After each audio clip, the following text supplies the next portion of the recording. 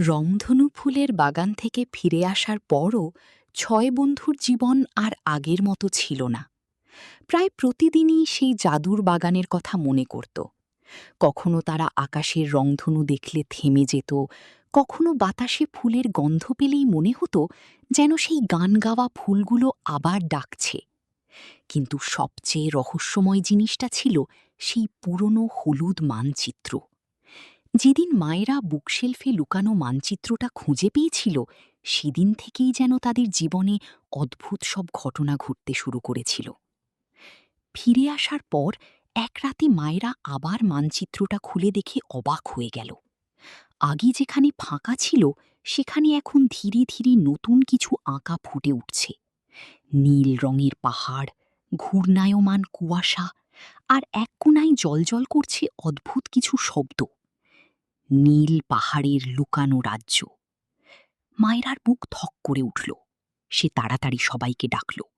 আরিয়ান অবাক হয়ে বলল, দাদু একবার বলেছিলেন নীল পাহাড়ের ওপারে এমন একটা জায়গা আছে যেখানে আকাশের রং বদলে যায়। মারিয়াম একটু ভয় পেয়ে ফিসফিস করল, কিন্তু এটাও তো বলেছিলেন যারা সেখানে যায় তারা নাকি বদলে ফিরে আসে। ছোট্ট রাফিদ উত্তেজনায় লাফিয়ে উঠল, আবার অ্যাডভেঞ্চার!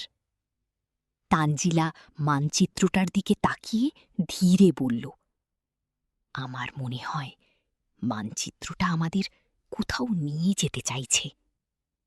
ঠিক তখনই মানচিত্রের মাঝখানে আঁকা নীল পাহাড়টা হঠাৎ আলো ছড়াতে শুরু করল।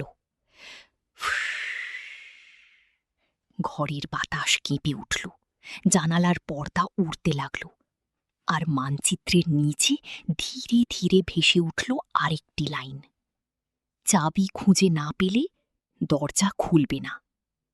সবাই নিঃশব্দ হয়ে গেল, কারণ তারা জানত এই মানচিত্র কখনো ভুল পথ দেখায় না। পরদিন বিকেলে তারা গ্রামের শেষ মাথার বিশাল বটগাছটার কাছে গেল। সেখানে গিয়ে তারা দেখতে পেল একটা মেয়ে একা দাঁড়িয়ে আছে। মেয়েটার বয়স প্রায় 12। নীল জামা, লম্বা চুল, আর চোখে অদ্ভুত কৌতূহল। মাইরা এগিয়ে গিয়ে বলল, তুমি এখানে নতুন? মেয়েটা মুচকি হেসে বলল, আমার নাম ফাতিহা, তোমাদের গ্রামের পাশের দিকেই থাকি। রাফিদ সাথে সাথেই বলল, আমরা জাদুর জায়গায় যাচ্ছি। সবাই হেসে ফেলল। ফাতিহা অবাক হয়ে বলল, জাদুর জায়গা? তানজিলা একটু ইতস্তত করলেও শেষ পর্যন্ত মানচিত্রটা দেখাল। মানচিত্রের নীল পাহাড়টা তখনও হালকা আলো ছড়াচ্ছিল। ফাতিহা ধীরে বলল, আমি কি তোমাদের সাথে যেতে পারি? কিছুক্ষণ নীরব থাকার পর আরিয়ান বলল, অবশ্যই, তবে ভয় পেলে কিন্তু ফিরে যেতে পারবি না। ফাতিহা হেসে মাথা নাড়ল।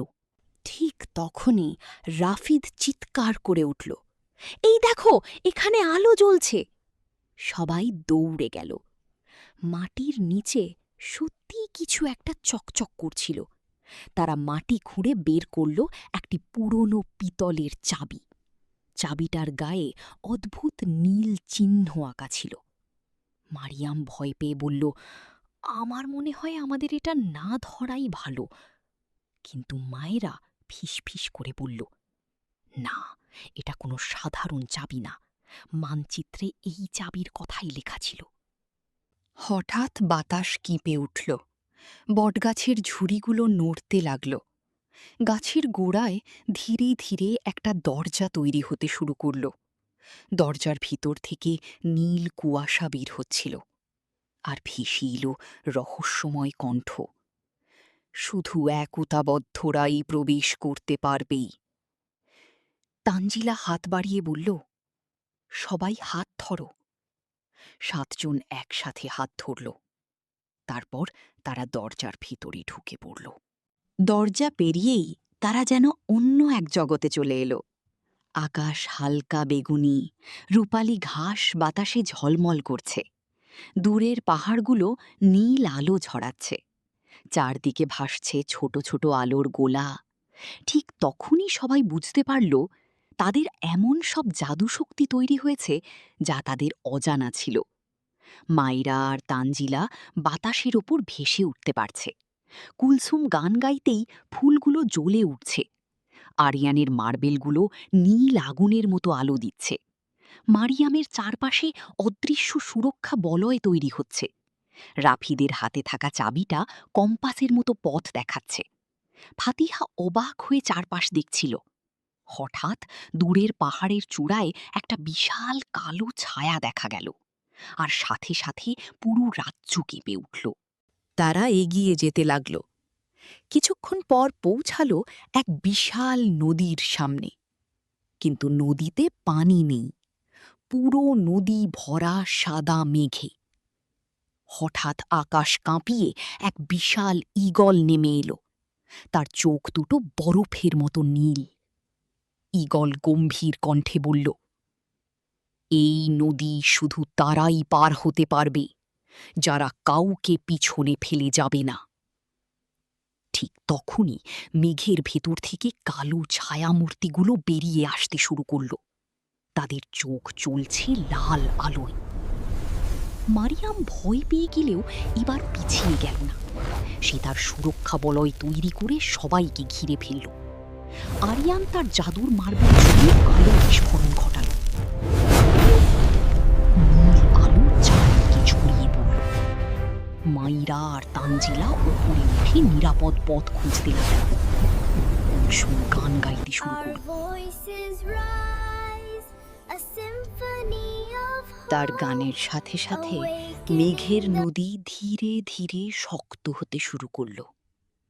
ঠিক তখনই একটা ছায়ামূর্তি হঠাৎ ফাতিহাকে টেনে নিতে চেষ্টা করল। ফাতিহা ভয় পেয়ে চিৎকার করে উঠল। রাফিদ দৌড়ে গিয়ে তার হাত ধরে ফেলল। আমরা কাউকে ফেলে যাব না। তানজিলা আর আরিয়ান একসাথে ছায়াটার দিকে আলো ছুঁড়ে মারল। ছায়াটা মিলিয়ে গেল। ফাতিহা অবাক হয়ে তাদের দিকে তাকিয়ে রইল। তার চোখে পানি চলে এলো। রাফিদের হাতে থাকা চাবিটা হঠাৎ জ্বলতে শুরু করল। সে সামনে একটা অদৃশ্য তালা দেখতে পেল। মাইরা উত্তেজিত হয়ে বলল, ওটাই দরজা। রাফিদ ধীরে চাবিটা তালায় ঢুকাল। ক্লিক! পুরো আকাশ কেঁপে উঠল। তারপর বিশাল তুষার শুভ্র এক তোরণ খুলে গেল। তোরণের ওপারে দেখা গেল বিশাল নীল পাহাড়, আর পাহাড়ের ওপর ভেসে উঠল আলোর অক্ষরে লেখা, একতার পরীক্ষায় সফল। ঠিক তখনই চারপাশে হাজারো আলোর পাখি উড়তে শুরু করল। ফাতিহা ধীরে বলল, আমি কখনো ভাবিনি কেউ আমাকে এভাবে বাঁচাবে। তানজিলা মুচকি হেসে বলল, কারণ এখন তুমি আমাদের দলের অংশ। হঠাৎ সব অন্ধকার হয়ে গেল। চোখ খুলতেই তারা নিজেদের আবার সেই পুরনো বটগাছের নিচে দেখতে পেল। সূর্য ডুবে যাচ্ছে, চারপাশে ঝিঁঝি পোকার শব্দ, সবকিছু আগের মতোই। কিন্তু এবার একটা জিনিস বদলে গেছে। বটগাছের গায়ে নীল আলোয় লেখা ফুটে উঠেছে, পরবর্তী দরজা শীঘ্রই খুলবে। ছোট্ট রাফিদ ধীরে হাসল, আর দূরের নীল পাহাড়ে আবারও এক ঝলক রহস্যময় আলো দেখা গেল। Like, comments, follow.